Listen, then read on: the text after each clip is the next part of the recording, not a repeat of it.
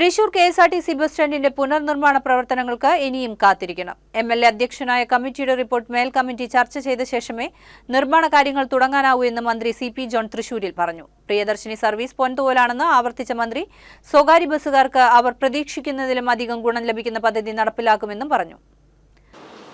അത് വന്ന സമയത്ത് അതിന്റെ ഗൗരവം വേണ്ടത്ര ഞങ്ങൾക്കോ മാധ്യമങ്ങൾക്കോ ഒന്നും മനസ്സിലായില്ലെങ്കിലും അത് നടപ്പായതോടുകൂടി വലിയ ഒരു വിസ്ഫോടനമാണ് ഇതിപ്പോ 3.81 കോടി യാത്രക്കാരാണ് ഒരു മാസ യാത്രക്കാരുടെ യാത്രകൾ ഒരാൾ 10 പ്രാവശ്യം ചെയ്യുമ്പോൾ 10 കൂട്ടാണ്. അതുപോലെ തന്നെ 66% വർധനവ് സ്ത്രീ യാത്രക്കാരാണ്. 66% യാത്രക്കാരും സ്ത്രീ യാത്രക്കാരാണ്. സ്ത്രീ യാത്രക്കാരെ വർധനവ് എന്നാണ് 87%. എന്നാൽ പുരുഷന്മാരുടെ എണ്ണമൊന്നും ഗണ്യമായിട്ട് കുറഞ്ഞിട്ടില്ല. അപ്പൊ KSRTC അങ്ങേയറ്റം ജനകീയമാവുകയും KSRTC ആൾക്കാർ എപ്പോഴും കുറ്റം പറയാനാണ്. ഞാനും ഒക്കെ KSRTC പോകുമ്പോൾ ബസ് വന്നില്ല അങ്ങനെയാണൊക്കെ പറയുമെങ്കിൽ KSRTC ഇപ്പോൾ വലിയൊരു പ്രശംസാപാത്രമായിട്ടും ആശ്വാസ കേന്ദ്രമായിട്ടും മാറി എന്നുള്ളത് ഈ ഗവൺമെന്റിന് അങ്ങേയറ്റത്തെ ചാരിതാർത്ഥ്യം. എന്തായാലും പബ്ലിക് ട്രാൻസ്പോർട്ടിൽ മുതൽ മുടക്കിയിട്ടുള്ള ബസ് മുതലാളിമാർ എന്ന് ആളുകൾ വിളിക്കുന്ന ഇൻവെസ്റ്റേഴ്സ് അവർക്ക് ബുദ്ധിമുട്ട് വരാതിരിക്കാൻ പ്രശ്നം പരിഹരിക്കാൻ കമ്മിറ്റിക്ക് സാധിക്കുന്നതാണ്.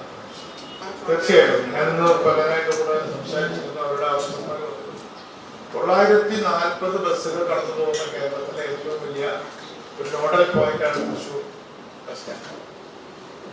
അത് പൊളിച്ചു പണിയാൻ പറ്റിയില്ല, പൊളിച്ചു പക്ഷെ പണിയാൻ പറ്റിയില്ല എന്നുള്ളത് വലിയൊരു വീക്ക്നെസ്.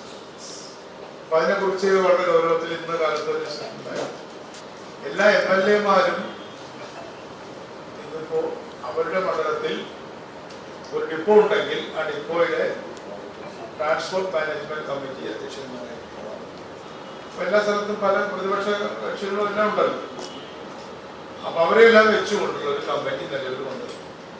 ആ കമ്മിറ്റി കൂടാ അവര് റൗണ്ട് കൂടിയതിനു ശേഷം കേരളത്തിലെ എല്ലാ ഡിപ്പോകളുടെയും ഒരു ഡെവലപ്മെന്റ് റിപ്പോർട്ട് നമ്മുടെ മുമ്പിൽ മേശപ്പെട്ടു.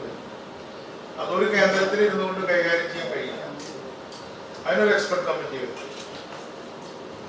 വെച്ചതിന് ശേഷം തിരക്ക് പിടിച്ച് നീജർക്ക് റിയാക്ഷൻ ഈ മുട്ട് അടിച്ചിട്ടുള്ള രീതിയിലല്ല, വളരെ നല്ല രീതിയിൽ തൃശ്ശൂരിലെ ഈ പരിപാടികൾ നമ്മൾ നടപ്പാക്കും. മൈജി എപ്പിക് ഷോറൂം ഇപ്പോൾ മെറൈൻ ഡ്രൈവിൽ.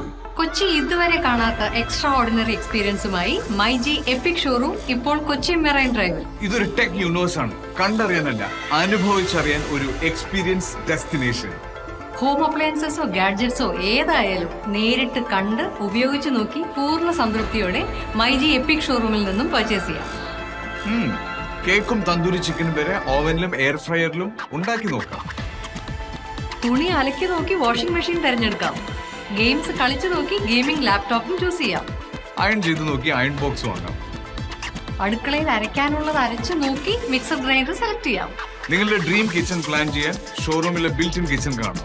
വിവിധ രാജ്യങ്ങളിൽ നിന്നുള്ള മനോഹരമായ ക്രോക്കറി ഉൽപ്പന്നങ്ങൾ പരിശോധിച്ച് ഇഷ്ടപ്പെട്ടത് ചൂസ് ചെയ്യാം. MyG epic showroom now at marine drive.